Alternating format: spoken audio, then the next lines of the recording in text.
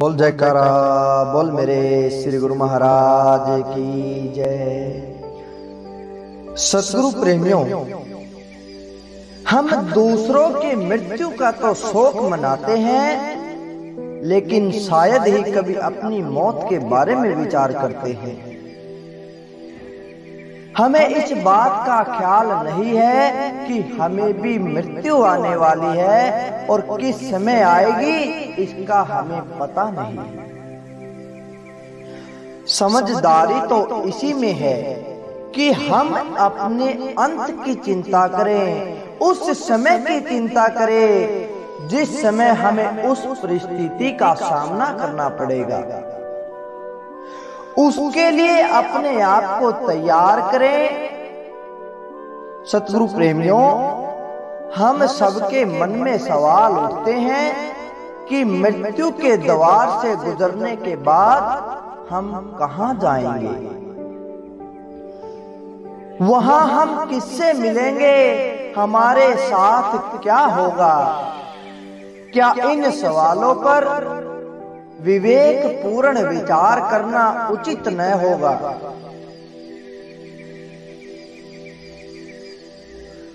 धार्मिक ग्रंथ इस विषय पर चर्चा तो करते हैं, परंतु हम उन पर ध्यान नहीं देते। संत महापुरुष हमें बताते हैं, किंतु फिर भी हम उन पर ध्यान नहीं देते। शायद इसलिए कि हम इन्हें कोरी कल्पनाएं या कहानियां मानते हैं, या फिर यह समझते हैं कि यह लोगों को बुरे कर्मों से दूर रखने या फिर अच्छे कर्मों के लिए प्रेरित करने के साधन है। सच तो यह है कि हम सबको मृत्यु का द्वार पार करना ही है, कोई भी इससे बच नहीं सकता। फिर क्यों इस बात से हम अपनी आंखें मूंद लेते हैं कि हमें भी मौत आने वाली है। मृत्यु के आ जाने पर ही हम मृत्यु के लिए तैयारी आरंभ नहीं कर सकते। जब तक मौत नहीं आती, जब तक हमारे पास समय है, तब तक ही तैयारी आसानी से हो सकती है। इस बात को अच्छी तरह समझ लेना चाहिए कि उस समय पर हम कोई तैयारी नहीं कर सकते। जो ये सोचते हैं कि मौत आने पर हम मालिक का भजन करेंगे, यह उनका भ्रम है। एक संत, चीन के प्रसिद्ध महात्मा ने अपने सत्संग में कहा है कि कठिन को तभी संभाल लो जब वह सरल है। बड़ी बात को भी पहले ही संभाल लो, जब तक वह छोटी है। सभी कठिन बातें शुरू में आसान होती है। संसार की सब बड़ी बातों की शुरुआत पहले छोटी बात से ही होती है। 1000 मील का सफर एक कदम से शुरू होता है। सतगुरु प्रेमियों, संत समझाते हैं कि यह पहला कदम अपने मोह के बंधनों के प्रति सचेत होना है। हमारा मोह हमारे लिए दुख और पीड़ा का कारण है। यही हमें संसार में वापस भी ला सकता है। बाइबल में भी कहा है कि जहां तुम्हारा खजाना गड़ा होता है, वही तुम अपना घर बनाते हो। संत महापुरुष कहते हैं कि हमारा खजाना वही है जिसके साथ हमारा लगाव होता है। यदि मृत्यु के समय हमारा मोह इस संसार के लोगों और वस्तुओं से है, तो हम इन बंधनों से ऊपर नहीं उठ सकते। चुंबक की तरह ये हमें इस संसार में खींच लाएंगे, क्योंकि हमारा मन ही आत्मा की दिशा निर्धारित करता है। इसलिए सतगुरु प्रेमियों, आपको अधिक से अधिक भजन सुमिरन करने के लिए कहा गया है। मोह और विरक्ति के संबंध में बहुत सी गलत धारणाएं हैं। विरक्ति का अर्थ त्याग नहीं होता। कोई व्यक्ति धन दौलत त्यागने पर भी सारा समय उसी के सोच विचार में निकाल देता है। फिर काम वासना त्यागने के बाद भी वह कामुक विचारों में दिन भर डूबा रहता है।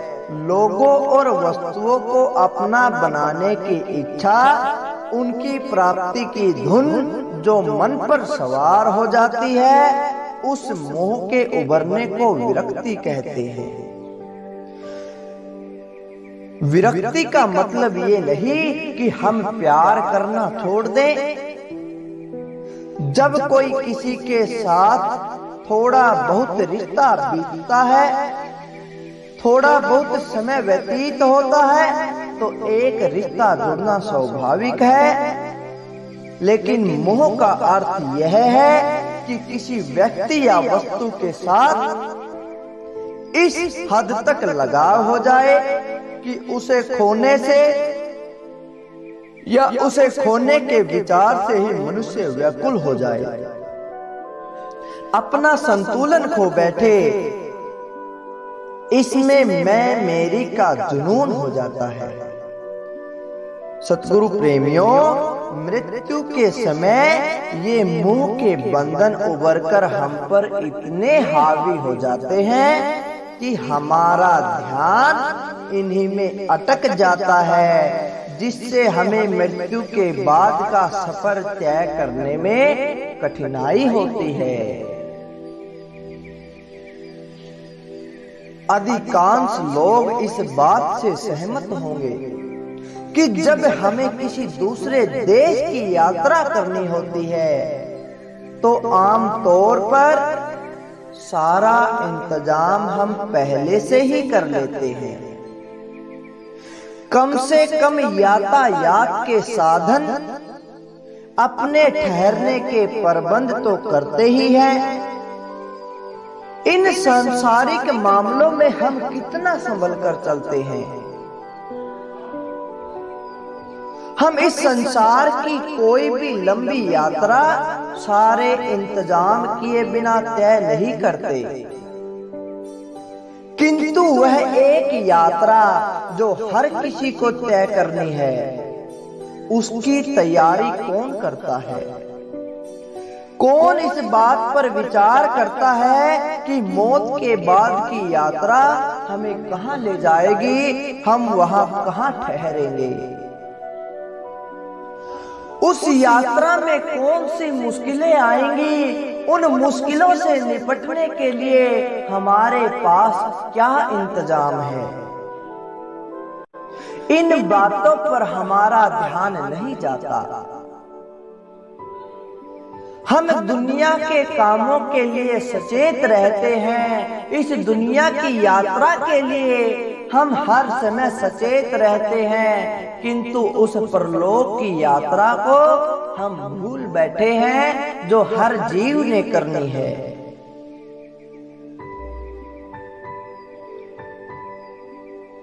सतगुरु प्रेमियों,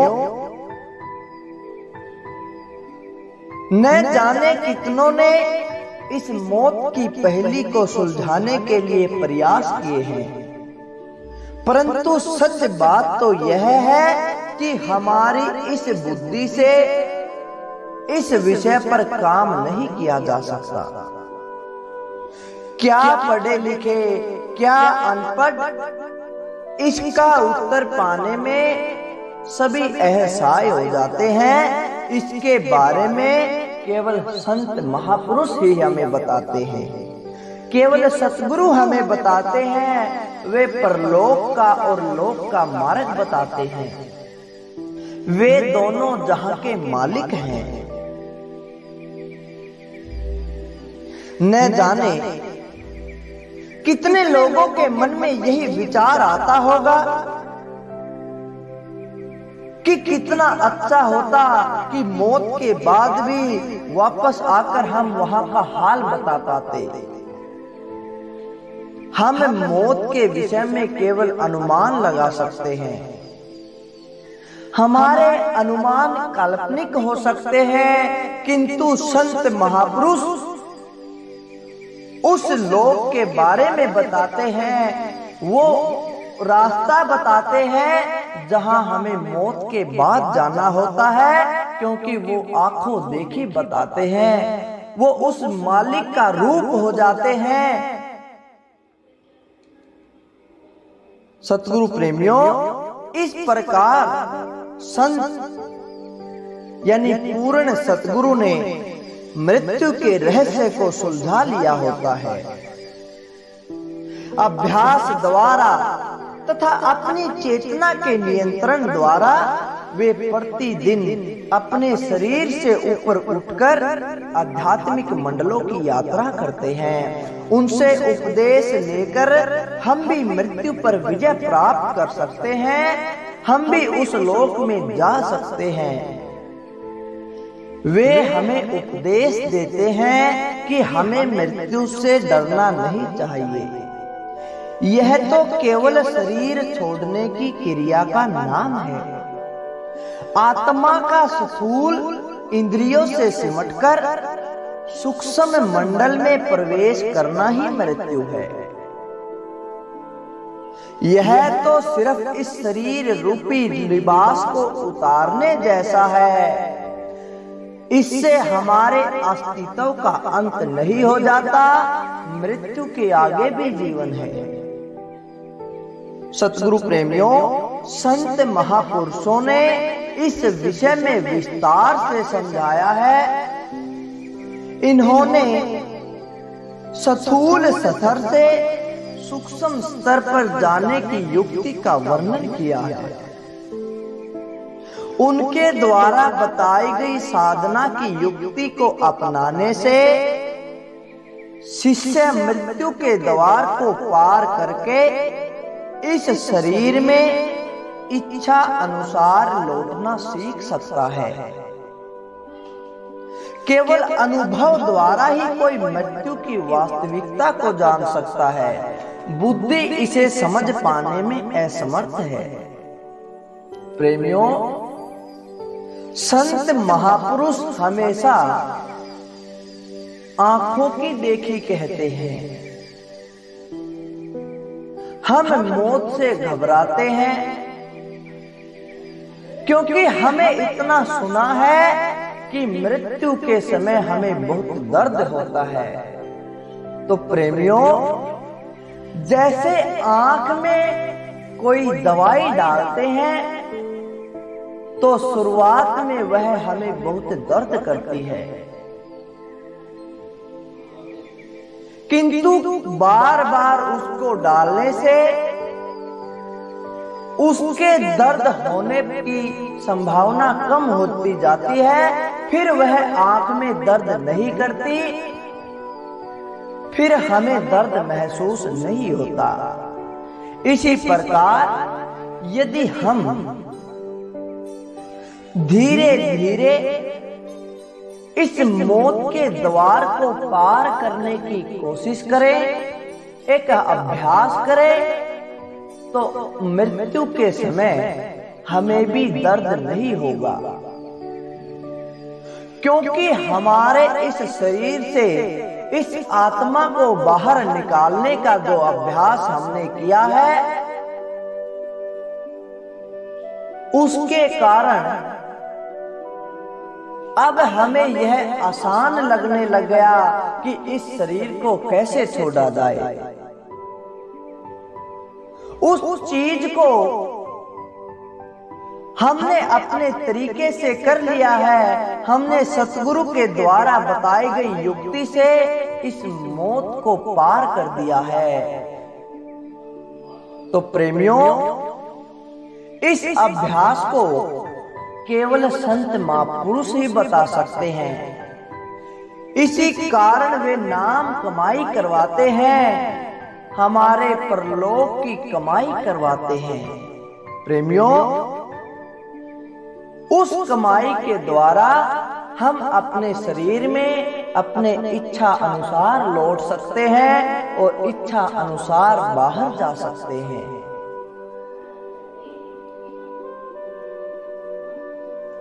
तो सतगुरु प्रेमियों, हमें सबसे पहले क्या करना चाहिए, इस बात पर हमें ध्यान देना चाहिए। यदि किसी के घर को आग लगी हो तो समझदारी इसी में है कि वह जल्दी से जल्दी वहां से बाहर निकले, इसका प्रयास न करे या यह न सोचने बैठ जाए कि आग कब लगी, कैसे लगी, किसने लगाई। इन सवालों के जवाब बाहर आने के बाद भी ढूंढे जा सकते हैं। तो प्रेमियों, हमें यह नहीं सोचना कि हम पहले क्या थे, हमारे ऊपर दुख क्यों आए, किसने दिए, किस कारण से दिए। वर्तमान में जीते हुए अपने सतगुरु द्वारा बताई गई युक्ति से अभ्यास करके इस घर में आग लगी हुई है, इस घर से बाहर निकलें। जब हम उससे बाहर आएंगे तब हमें सारे जवाब मिल जाएंगे। तो प्रेमियों, कैसा लगा आपको आज का यह सत्संग? अच्छा लगा तो लाइक करें, शेयर करें और कमेंट करके हमें जरूर बताएं। बोल जयकारा, बोल मेरे श्री गुरु महाराज की।